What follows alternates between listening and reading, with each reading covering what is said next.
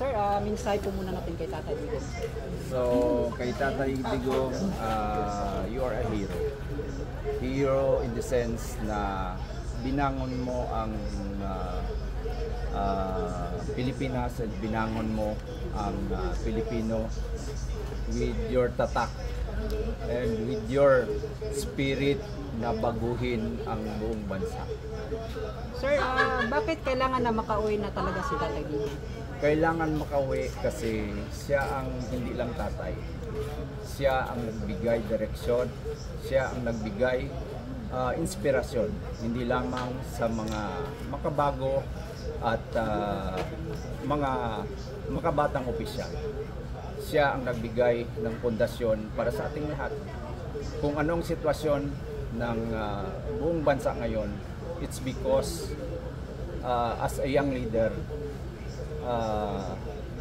he serves as an inspiration to all of us.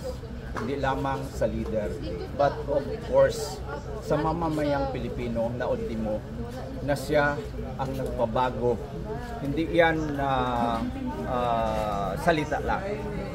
Siya ang nagbigay ng pag-asa sa bawat mamamayang Pilipino. So, he deserves respect. He deserves to be a model and he deserves na mag-uwi dito sa Pilipinas because hindi lamang siya tatay but an inspiration to all of us bilang Pilipino na nagbigay ng tapang ng loob na baguhin ang lahat ng nakasanayan ng normal na leader. Siya ang nagpabago.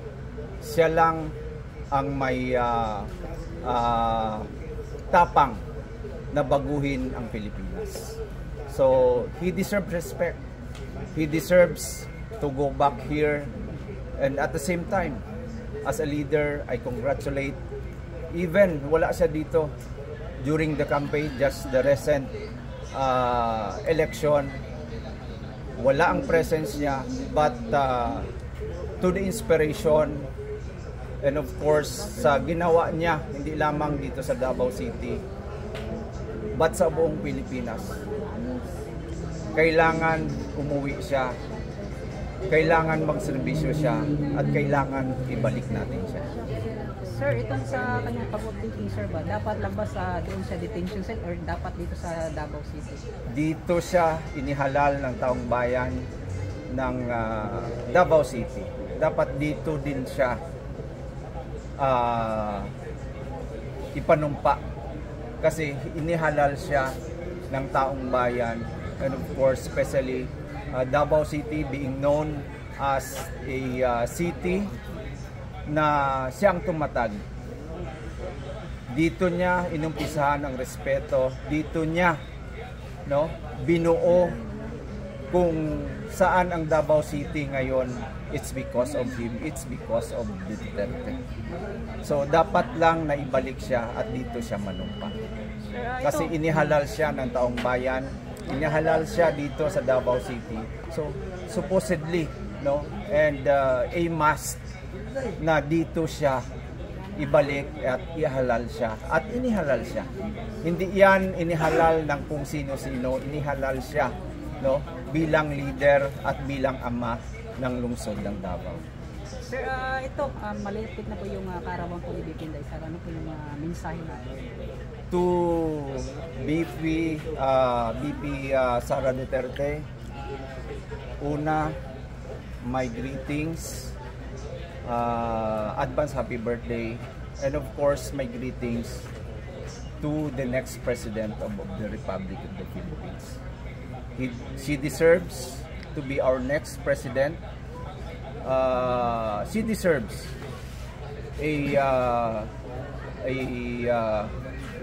a process with regards to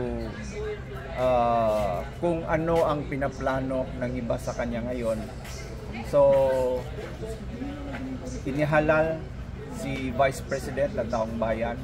She deserves respect, and hindi kailangan na siya lang ang dapat kumbaga hindi lang dapat si Vice President ang dapat na isa lang, kumbaga. So si Vice President is a modest leader. Our Vice President, ginawa niya lang kung anong role niya as our second mother and our second leader dito sa ating bansa. So our Vice President deserves respect, and to Vice President Sara, be strong. No, be strong. We are at your back. And medyo ano na, no? Do kumbaga na-miss na, no, ng buong bansa ang leadership ng mga Duterte. So si Vice President ang nakita ko as a leader, as a young leader, ang nakita ko, no, na magpatuloy ng leadership na inumpisahan hindi lamang dito sa Davao City, and napatunayan yan ng kanyang ama. And our hopes and our prayers to the next president of our republic, no less than VP Sara Duterte. So sa lahat, maraming salamat. This is my opinion, and from Mindanao, no, from Mindanao, and as a young leader, we need to support and uphold kung anong naumpisahan ni Tatay Digong, and no one could continue that except the Duterte.